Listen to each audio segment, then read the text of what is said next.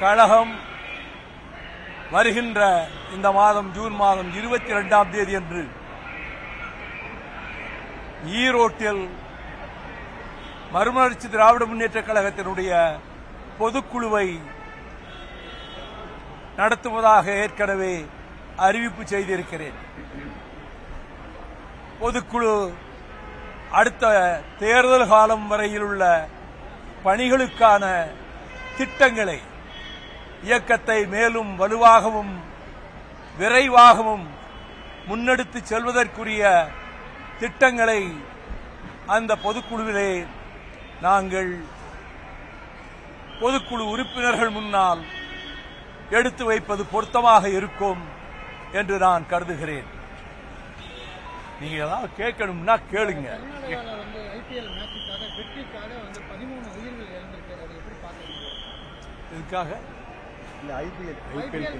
ஆமா ஆமா, மிகவும் வேதனைக்குரியது. முன்கூட்டியே அரசு உளவுத்துறையின் மூலமாக எவ்வளவு கூட்டம் திரளும், பல்லாயிரக்கணக்கில் லட்சக்கணக்கில் திரண்டால் அங்கே இப்படிப்பட்ட விபரீத மரணங்கள் நிகழக்கூடும். அதை தடுக்க வேண்டும் என்று யூகித்து தக்க ஏற்பாடுகளை செய்திருக்க வேண்டும். மறைந்த அந்த உயிர்களுக்கு, அவர்களை பறிகொடுத்து தவிக்கின்ற அந்த குடும்பங்களுக்கு என்னுடைய வீர வணக்கத்தை, இரங்கலை தெரிவித்துக் கொள்கிறேன். கன்னட மொழி சம்பந்தமா மக்களின்மை தலைவர் கமல்ஹாசன் பேசி சர்ச்சையா இருக்கு. தமிழ்லேருந்து இந்த மொழிகள் எல்லாம் பிரியலன்னு அவங்க சொல்றாங்க. உலகத்திலே இருக்கக்கூடிய மொழியியல் வல்லுநர்கள், மொழியியலை ஆய்வு செய்து ஆராய்ச்சி செய்து உண்மைகளை கண்டுபிடித்த பன்னாட்டு அறிஞர்கள் அழுத்தம் திருத்தமாக ஆணித்தரமாக எடுத்து வைத்த கருத்து, உலகின் மூத்த மொழி தமிழ் மொழி. அதுதான் அனைத்து மொழிகளுக்கும் முன்னாரானது. வடமொழியை விட, கிரேக்கத்தை விட, லத்தீன் மொழியை விட, கிரேக்க மொழியை விட, எகிப்தியர்கள் பேசிய மொழியை விட மிக தொன்மையான மொழி தமிழ்தான் என்று கால்டுவெல் மட்டுமல்ல, மேனாட்டு அறிஞர்கள் அனைவரும் கூறியதை வைத்துத்தான் நீராறும் கடலுடுத்த என்ற அந்த அற்புதமான நாட்டு மக்களுக்கு உணர்வை ஊட்டுகின்ற அந்த பாடலை மனோன்மணியம் சுந்தரம் பிள்ளை அவர்கள் எழுதினார்கள். அதில் செந்தமிழின் உதிரத்திலிருந்துதான் மலையாளம், தெலுங்கு, கன்னடம் ஆகிய மொழிகள் அதிலிருந்து தான் உதித்து எழுந்தன என்பதை, அதை பாடலாகவே எடுத்த எடுப்பிலே கடவுள் வணக்கத்தை போல தமிழ்தாய் வாழ்த்து ஆண்டு கணக்கிலே திராவிட முன்னேற்ற கழகம் ஆட்சிக்கு வந்த காலத்திலிருந்து இன்று வரையிலும் அத்தனை நிகழ்ச்சிகளிலும் இந்த கருத்துத்தான் பாடலாக அந்த நம்முடைய நிகழ்ச்சிகளிலே, அரசு நிகழ்ச்சிகளிலே, மற்ற பொது நிகழ்ச்சிகளில், கட்சி அல்லாத பொது நிகழ்ச்சிகளிலே இந்த பாடலைத்தான் முன்வைக்கிறோம். ஆக தமிழிலிருந்து பிறந்த மொழிகளுங்கிற போது வடமொழியை விட மூத்தது, இளமையானது. ஆனால் வடமொழி ஏறத்தாழ மறைந்து மடிந்து போய்விட்டது. அதற்கு புத்துயிர் கொடுக்க எண்ணி சமஸ்கிருதத்தில்தான் எல்லா மொழிகளும் வந்தன என்று அமித்ஷா ஆணவத்தோடு முன்பு சொல்லிவிட்டு போனார். ஆனால் அது மொத்தம் 24,000 பேர் தான் சமஸ்கிருதம் பேசுகிறார்கள் என்ற புள்ளிவிவரத்தை பார்க்கிற பொழுது, தமிழால் நாம் நம்முடைய மொழி என்பதற்காக, செந்தமிழ் மொழி என்பதற்காக உயர்த்தி பேசவில்லை, உண்மையை சொல்லுகிறோம். அதைத்தான் அருமை சகோதரர் கமல்ஹாசன் அவர்களும் இந்த கருத்தைத்தான் கன்னடமும் தமிழிலிருந்து பிறந்ததுதான் என்ற கருத்தை சொன்னார். அதிலே எந்த தவறும் இல்லை. ஆனால் வாட்டல் நாகராஜ் போன்றவர்கள் கடந்த காலங்களிலே எப்படி கர்நாடகத்திலே இருக்கக்கூடிய கன்னட மக்களை தமிழர்களுக்கு எதிராக விரோதமாக தூண்டிவிட்டு பொருட்சேதம், உயிர் சேதம், பலத்த சேதங்களை தமிழர்களுக்கு அவர்கள் ஏற்படுத்திய போதும் தமிழ்நாட்டிலே இருக்கக்கூடிய கன்னடர்களுக்கு சிறு ஊரும் தமிழர்கள் விளைவிக்கவில்லை.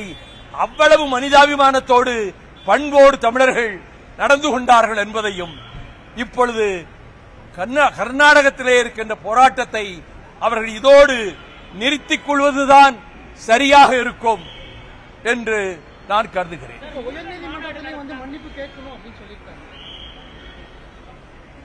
யார் சொன்னா என்ன? உயர்நீதிமன்றம் சொன்னா என்ன? உச்ச நீதிமன்றம் சொன்னா என்ன?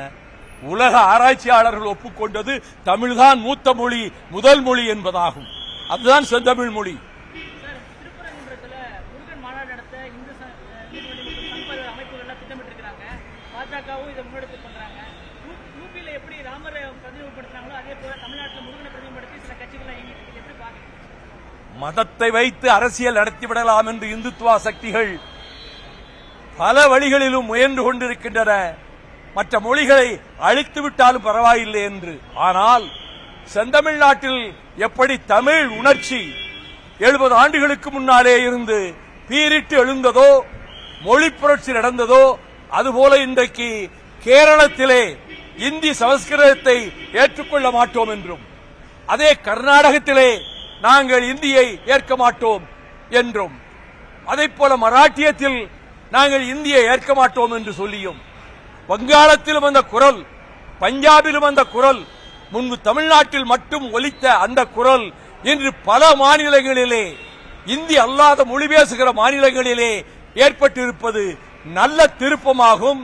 அந்த உணர்வு வளர்வதற்கு திராவிட இயக்கம், திராவிட முன்னேற்ற கழகம், அரணாக நிற்கின்ற மறுமலர்ச்சி திராவிட முன்னேற்ற கழகம் அந்த திசை நோக்கி மேலும் கருத்துக்களை பரப்புகின்ற வேலையிலே நாங்கள் ஈடுபடுவோம். அத்தியாவசிய பொருட்கள் விலையேற்றத்தை கண்டித்து அதிமுக ஆர்ப்பாட்டம் நடத்தப்படும் சொல்லி எடப்பாடியார் பண்ணியிருக்கிறார். அவர்கள் ஆட்சி ஒரு அலங்கோலமான ஒரு நிர்வாகம், ஏராளமான தவறுகள். அப்பொழுது பலவிதத்திலும் மக்கள் பாதிக்கப்பட்ட போது தமிழ்நாட்டுக்காக தமிழ்நாட்டு மக்களையோ, தமிழக மீனவர்களையோ, தமிழக விவசாயிகளையோ பாதுகாப்பதற்கு அதிமுக அரசு எதுவும் செய்யவில்லை. எடப்பாடி அவர்கள் இப்பொழுது எதிர்வரிசையில் இருப்பதனால் அவர் தனக்கு தோன்றியதையெல்லாம், கற்பனையாக தோன்றியதையெல்லாம் பேசிக் கொண்டிருக்கிறார். அதை நாம் பொருட்படுத்த வேண்டிய அவசியமில்லை என்று திராவிட இயக்கம் கருதுகிறது. ஞானசேகர் வழக்கில் அண்ணாமலை 48 மணி நேரத்தில் மற்ற பெயர்களையும் நான் சொல்லுவேன் அப்படின்னு சொல்லியிருக்கேன். பார்க்கலாம், 48 மணி நேரம் போகட்டும். சார், தமிழ்நாட்டில் அதிமுக ஒரு பிரச்சனை இருந்தாலும் சரி, பாமக ஒரு பிரச்சனை இருந்தாலும் ஆடிட்டருடைய தலைவர் அதிகமா இருக்கு. இல்ல ஆடிட்டர் அவைத்தலைவராக இருக்காரு. இப்ப அன்புமணி போய் ராமதாஸ் அன்புமணி பிரச்சனையில போய் ஆடிட்டர் குடும்பத்தை போய் தலையிட்டிருக்கிறார், சமான பேசியிருக்கிறார். ஒரு கட்சிக்குள் ஏற்பட்ட பிரச்சனை, அவர்களுக்குள் கருத்து வேறுபாடுகள் வருவதும், அதற்கு பிறகு அவர்கள் சமாதானமாவதும் அவர்கள் கட்சியினுடைய பிரச்சனை. அந்த உட்கட்சி பிரச்சனைகளை பற்றி நான் எந்த கருத்தும் சொல்ல விரும்பவில்லை. நாடாளுமன்றத்தில் மீண்டும் வைகோவுடைய குரல் எழுப்பும் பார்த்தீங்க, நிறைய பேர் எதிர்பார்த்தாங்க, அது முடியாம எப்படி பாக்குறீங்க? ஏற்கனவே எழுந்த குரலே அந்த பாராளுமன்றத்தின் சுவர்களிலே பதிந்திருக்கின்றன. உலகம் பூரா உள்ள தமிழர்களின் இதய சுவர்களிலே எழுதப்பட்டிருக்கின்றன. ஆகவே திராவிட முன்னேற்ற கழகம் எனக்கு 6 ஆண்டு காலம் மாநிலங்களவை பதவி பொறுப்பை கொடுத்தார்கள். அதற்கு நான் நன்றி தெரிவித்துக் கொள்கிறேன்.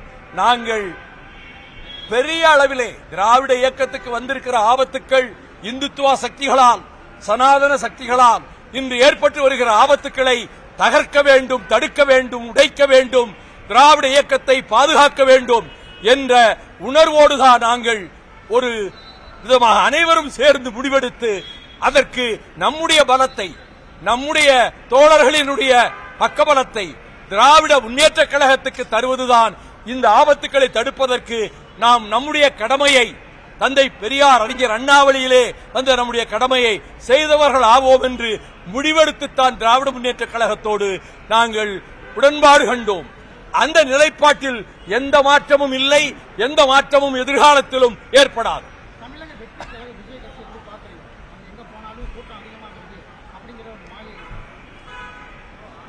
ஒன்னும் சொல்ல விரும்பல.